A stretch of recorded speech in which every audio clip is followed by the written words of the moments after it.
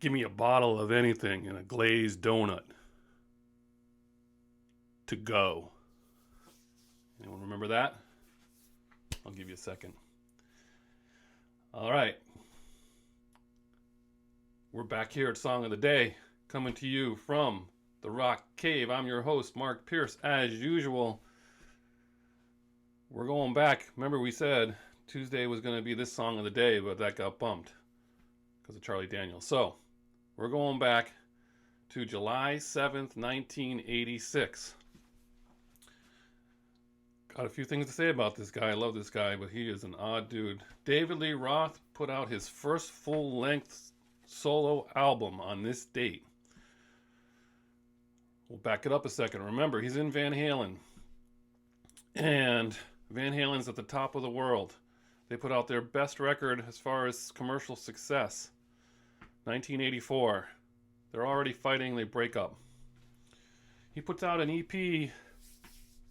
Let's see, when was that? That was 84, 85, 85, right? Crazy from the Heat.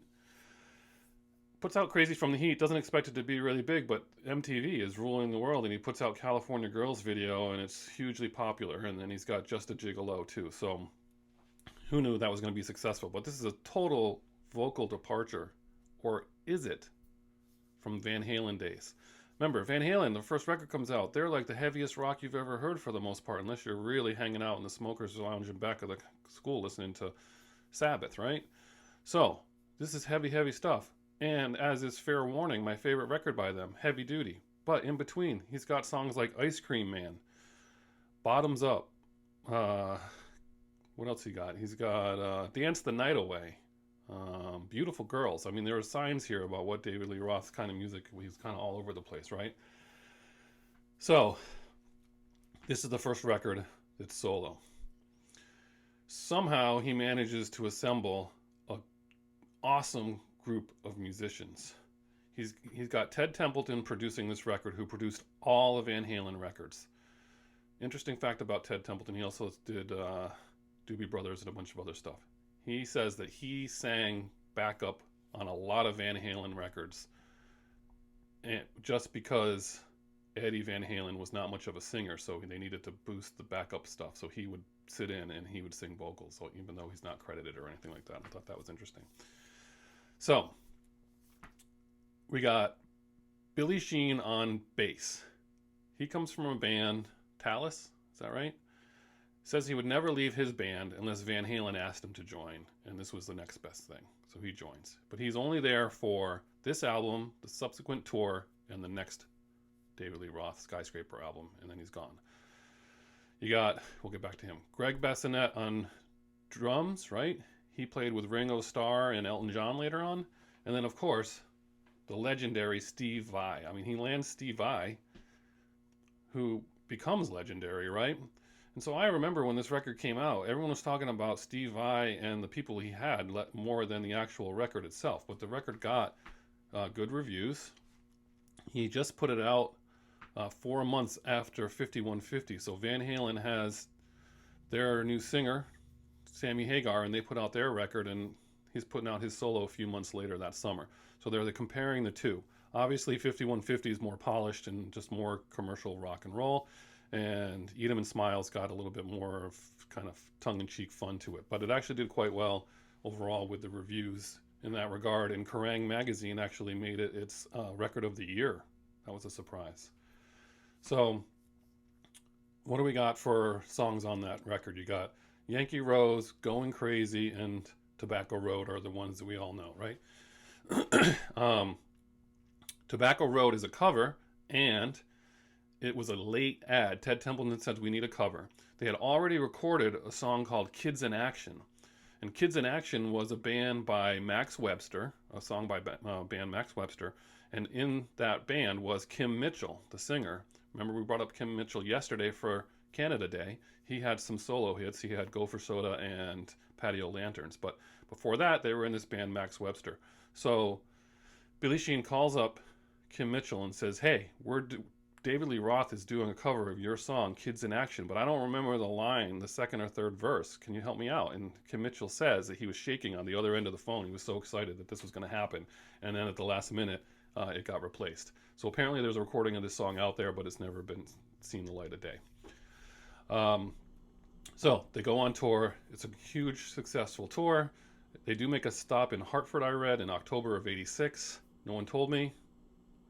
Why not? I don't remember, you know, thanks a lot. I would have seen that tour. It would have been the only tour you could have seen with this lineup. They did film a show for that. They filmed a show in Lakeland, Florida. It was never released. So I tweeted to David Lee Roth this morning that he should release it next year for the 35th anniversary. I'm sure he'll get back to me and take care of that. Thanks, Dave.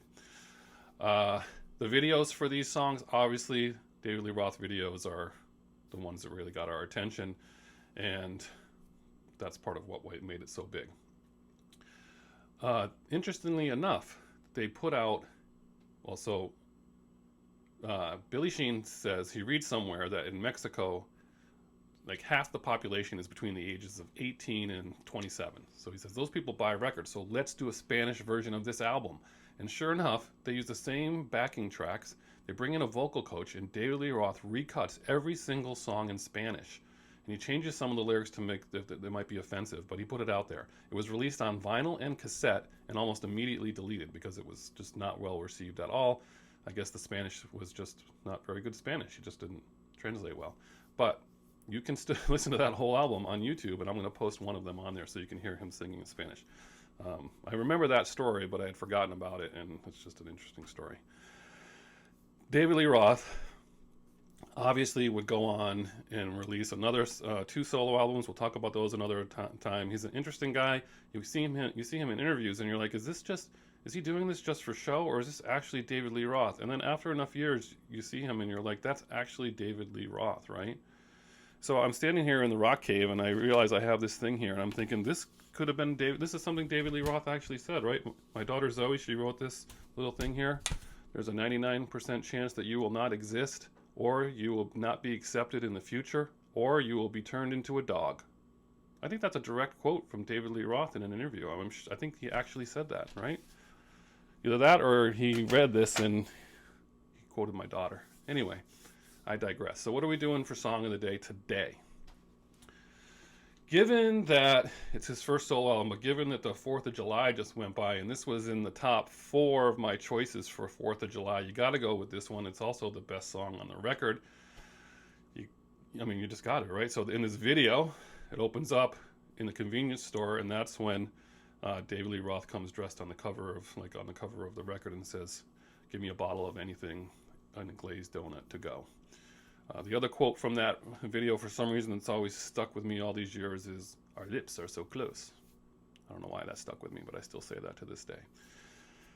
So, Song of the Day, I'll get to it. Sorry, we're at 8 minutes with David Lee Roth. It is Yankee Rose. This is a great song. It's a great video in the beginning where they're chatting back and forth, where he talks and the guitar makes the same sound. That was David Lee Roth's idea. Steve Vai loved it. Didn't think when he said it, he said no one else in rock and roll would have agreed to that, and it came out awesome, and it's what made the song a song.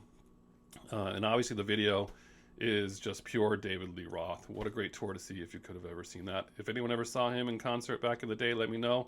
That's your Song of the Day. Enjoy your Thursday. I need another cup of coffee.